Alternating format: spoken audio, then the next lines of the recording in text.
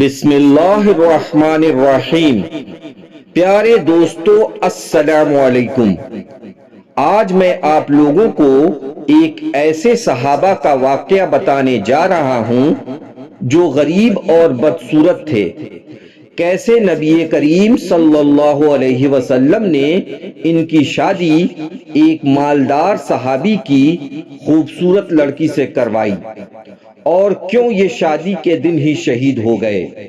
میں ہوں عمران الحق اور آپ دیکھ رہے ہیں حق آفیشیل یوٹیوب چینل۔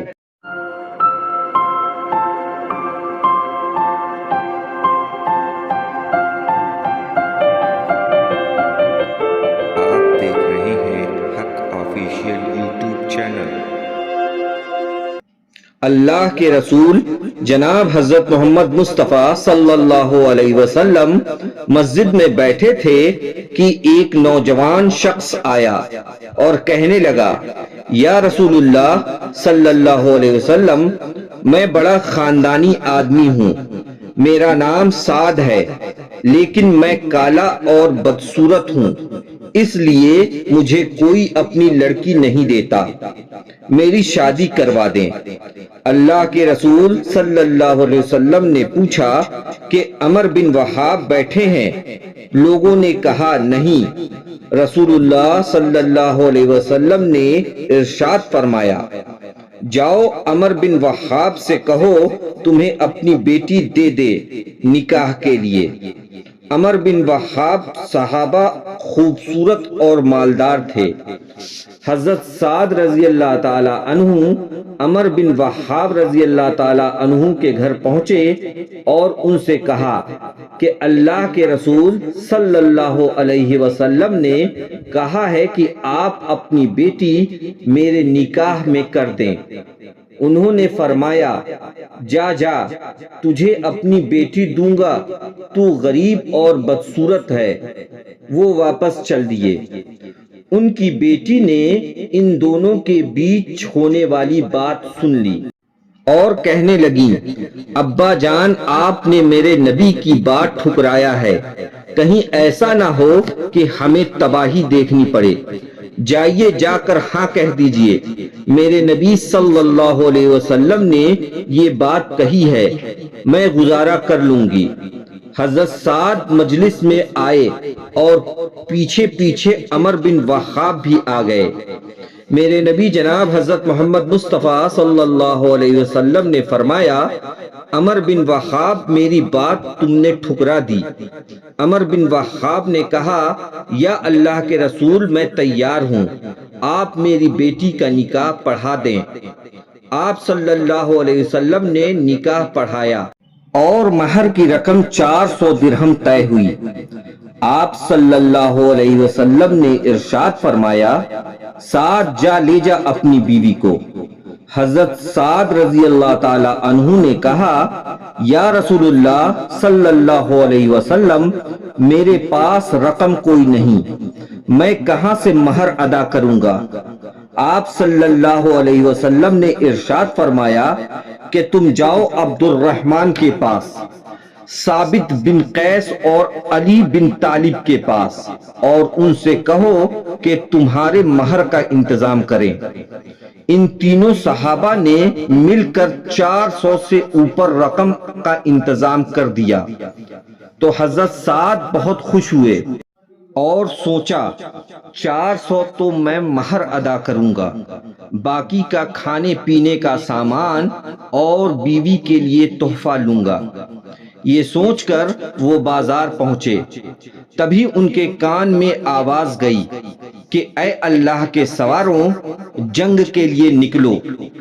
سعد رضی اللہ تعالی عنہ کے قدم رک گئے، آسمان کی طرف نظر ڈالی اور کہنے لگے، اب یہ پیسہ شادی میں نہیں خرچ ہوگا، اب یہ پیسہ وہاں لگے گا جس سے میرا اللہ بھی خوش ہو اور اللہ کے رسول بھی۔ یہ سوچ کر انہی پیسوں سے گھوڑا خریدا اور تلوار ڈھال خرید کر چہرے پر نقاب ڈال کر جنگ میں کود گئے اور جوش کے ساتھ جنگ کے صف میں پہنچ گئے گھوڑے کو چوٹ لگی تو یہ زمین پر گرے، آستین چڑھائی اور تلوار سے حملہ کیا۔ جب نبی کریم صلی اللہ علیہ وسلم کی نظر ان پر پڑی اور آپ نے ان کو پہچانا تو ان کے پاس پہنچے اور کہنے لگے، سعد تو یہاں کیا کر رہا ہے؟ تجھے میں نے کہاں بھیجا تھا؟ تو جنگ میں کیوں آ گیا؟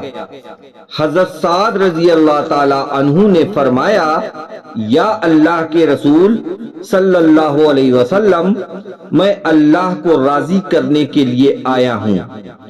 آپ صلی اللہ علیہ وسلم نے ارشاد فرمایا، تجھے مبارک ہو، جنت تجھ پر واجب ہو گئی۔ حضرت سعد کہنے لگے، اب مجھے کچھ نہیں چاہیے۔ پھر جب جنگ میں تلوار سے چوٹ لگی اور تڑپنے لگے، ابھی کچھ دیر پہلے سبھی صحابہ ان کی شادی کے مجلس میں بیٹھے تھے اور ابھی ان کو تڑپتا ہوا دیکھ رہے ہیں۔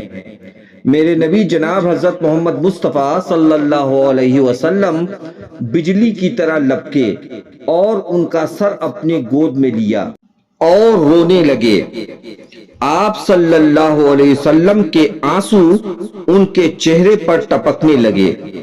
آپ صلی اللہ علیہ وسلم نے فرمایا کہ تو اللہ اور اس کے رسول کا کتنا پیارا بن چکا ہے، اور آپ صلی اللہ علیہ وسلم نے فرمایا، اللہ کی قسم تو جنت میں داخل ہو گیا۔ اس طرح حضرت سعد رضی اللہ تعالی عنہ شہید ہو گئے۔ دوستو، صحابہ نے اپنی پوری زندگی اللہ اور اس کے رسول کو خوش کرنے میں لگا دیا، اور ہم کیا کر رہے ہیں؟ ہمیں 5 وقت نماز پڑھنا ہی بھاری لگتا ہے۔ ابھی وقت ہے ہم اپنی زندگیوں کو بدلیں اور ایسے گزاریں جس سے اللہ اور اس کے رسول ہم سے راضی ہو جائیں۔ امید کرتا ہوں کہ آج کی یہ ویڈیو آپ دوستوں کو پسند آئی ہوگی۔ مزید ایسے ویڈیو کے لیے ہمارے چینل حق آفیشیل کو سبسکرائب کر لیں، جس سے ہماری ہر ویڈیو آپ تک سب سے پہلے پہنچے۔ اسی کے ساتھ مجھے دیجیے اجازت، انشاءاللہ ایک نئے ویڈیو کے ساتھ جلد آپ سے ملاقات ہوگی۔ تب تک اللہ آپ کا نگہبان۔ یوں ہی ہنستے اور مسکراتے رہیے۔ السلام علیکم۔